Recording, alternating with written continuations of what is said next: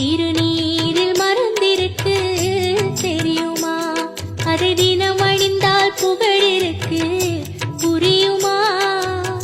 கந்தன் திருநீரில் மறந்திருக்கு தெரியுமா? அதை தினம் அணிந்தால் புகழிருக்கு புரியுமா? கந்தன் திருநீரில் மறந்திருக்கு தெரியுமா? நெற்றிக் கண்ணில் பிறந்தவர்